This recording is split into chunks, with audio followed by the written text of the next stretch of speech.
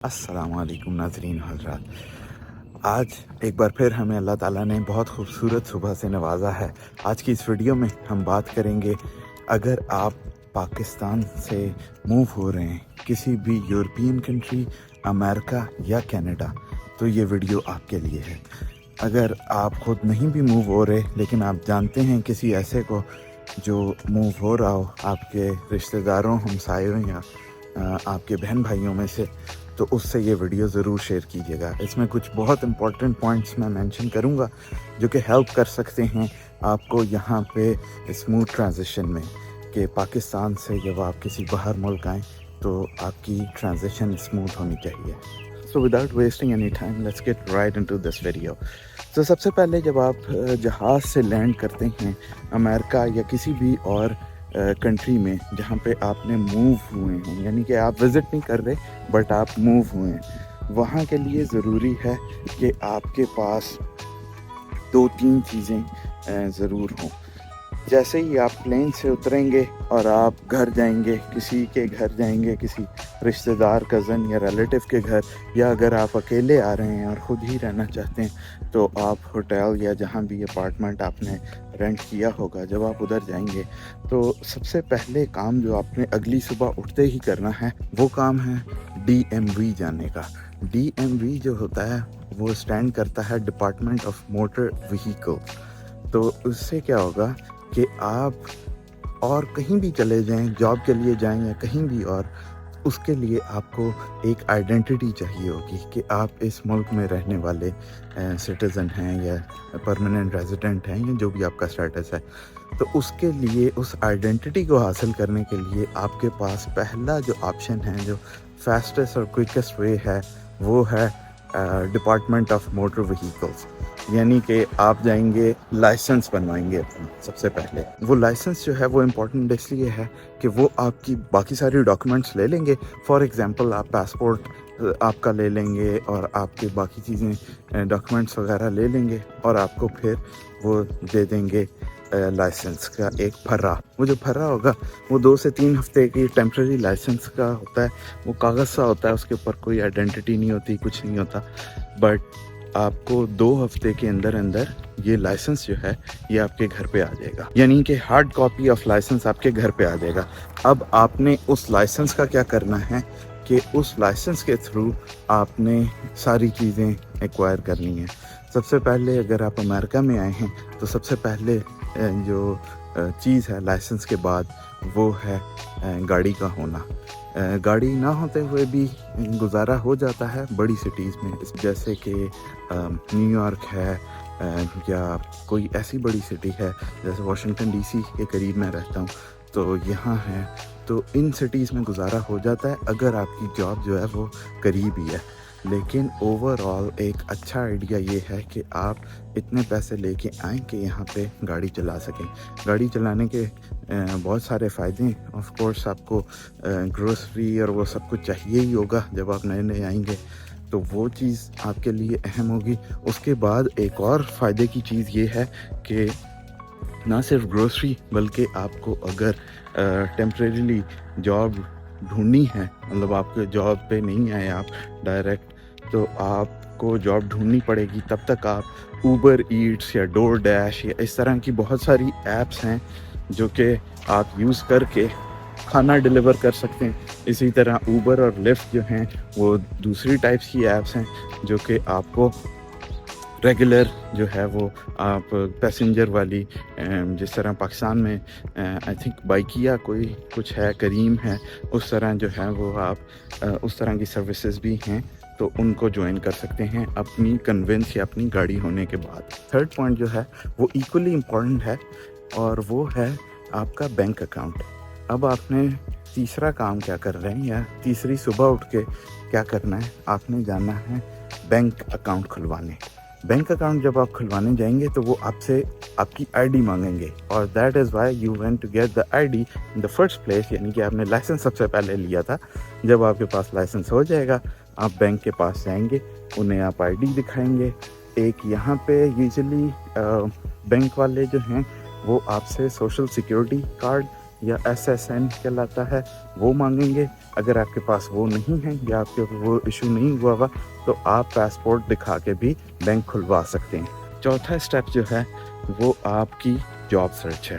اب آپ نے جاب کرنا ہے یا بزنس، یہ آپ کے اوپر ڈپینڈ کرتا ہے، لیکن امپورٹنٹ زیادہ بات یہ ہے کہ اگر آپ جاب کے لیے جاتے ہیں تو کوشش کریں کہ جاب آپ کے گھر سے یا جس ایریا میں آپ رہ رہے ہیں اس کے قریب ہے. اگر اس سے قریب نہیں ہے تو بھی کوئی غم نہیں، لیکن جاب کوشش کریں پہلی جاب جلد سے جلد حاصل کرنے کی. لوگ اس چیز میں پڑ جاتے ہیں کہ میں ابھی آیا ہوں، تھوڑا ریسٹ کروں گا، تھوڑا آرام کروں گا اور پھر اچھی جاب ڈھونڈوں گا. تو اچھی جاب جو ہے نا وہ ایک خیالی پلاؤ ہے. ایک اچھی جاب جو ہے وہ خالی ایک ورڈ ہی ہے، کیونکہ اس ورڈ کا کوئی پوائنٹ نہیں ہے. اچھی جاب ایگزسٹ نہیں کرتی. جاب وہ جو آپ کو مل جائے اور اس پہ آپ صبر شکر سے گزارا کر لیں وہ اچھی جاب ہے. تو جاب ڈھونڈنا جو ہے وہ 4th امپورٹنٹ پوائنٹ ہے. آپ جاب ڈھونڈیں اور اس جگہ پہ جو ہے وہ کنیکشن اور نیٹورکنگ آ جاتی ہے. اگر آپ کا کوئی آلریڈی جاننے والا ہے تو آپ ان سے جو ہیں بات کریں، ان سے ریکویسٹ کریں کہ آپ کو ریفرنس دے دیں، ریکمینڈ کر دیں کہیں. اگر نہیں ہے اس طرح کوئی جاننے والا تو آپ خود سرچ کریں. مجھے یاد ہے کہ ہمارے پاکستانی بھائی بہن جب آتے ہیں تو رینڈم اسٹورز پہ جو ہے وہ جا کے اور ریسٹورنٹ ہو گئے یا کوئی بھی اس طرح کا بزنس جو کہ ایگزسٹ کرتا ہے فزیکلی، ان کا دروازہ ناک کر کے ان سے پوچھ سکتے ہیں کہ if you guys are hiring I can help you guys، اور اس طرح کر کے. اور وہ اکثر جو ہے اسی طرح جاب مل بھی جاتی ہے.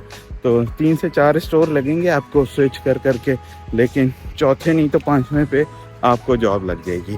امپورٹنٹ پوائنٹ یہ ہے کہ آپ نے اس جاب کے ساتھ اسٹک نہیں ہونا.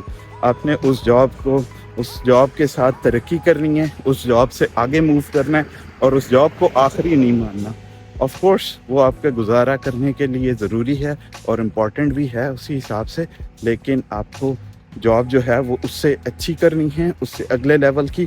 تو آپ کو لرننگ کبھی بھی نہیں روکنی، لرننگ جاری رکھیں گے آپ، اور جاب سرچ بھی. نیکسٹ آتا ہے نمبر 5 جس کے اندر گروسری اور باقی چیزیں شامل ہیں.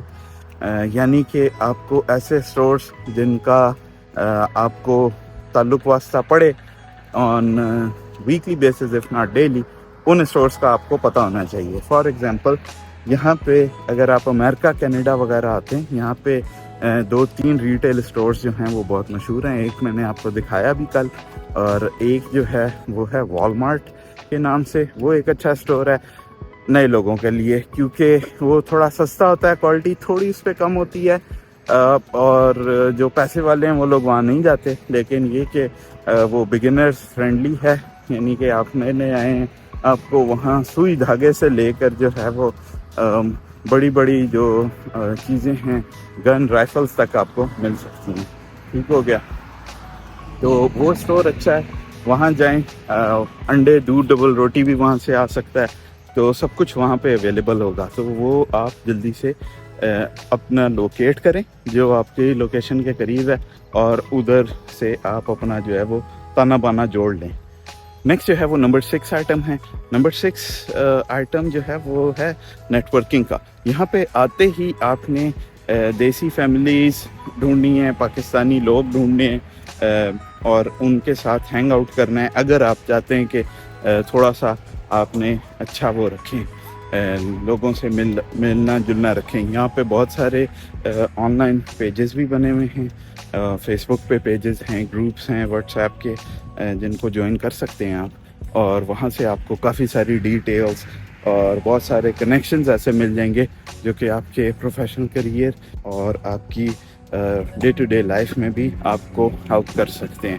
تو اس چیز کا خیال رکھیں اور اس چیز کو ضرور امپلیمنٹ کریں.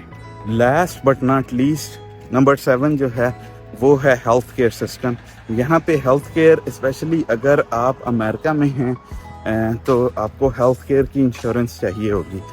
انشورنس لازمی ہے یہاں پہ لینا، اور کچھ کیسز میں جو ہے وہ امپلائر آفر کرتا ہے. امپلائر آفر کرنے سے مراد یہ ہے کہ آپ کو جس نے ہائر کیا ہے وہ آپ کو تھوڑا سا وہ کنٹریبیوٹ کرے گا اور تھوڑے سے پیسے آپ ڈالیں گے، اور جب بھی کبھی کوئی علاج ہوگا یا آپ ڈاکٹر کے پاس جائیں گے تو اس کی بیس پہ جو ہے وہ تھوڑے سے آپ کو چارج پڑے گا.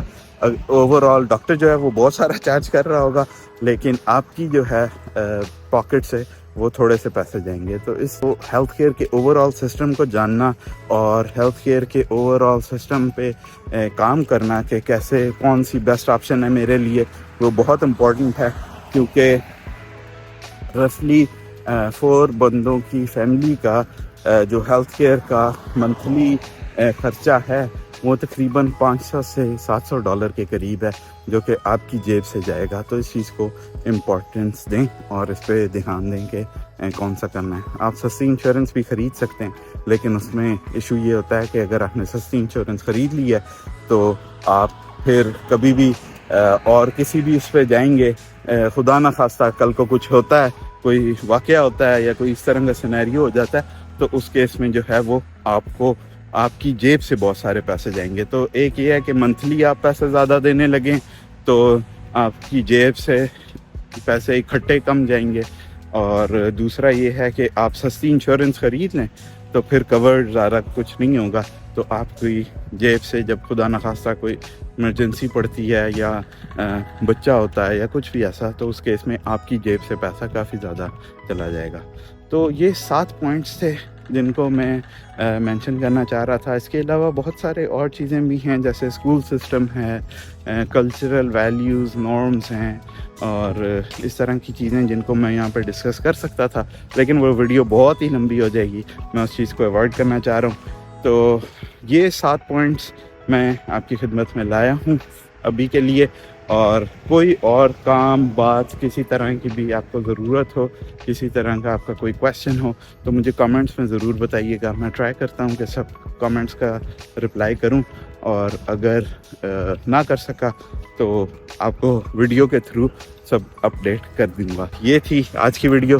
اپنا بہت سارا خیال رکھیے گا. وقت نے اجازت دی، زندگی نے مہلت دی، تو ایک بار پھر ملیں گے. ٹھیک ہے، اللہ حافظ.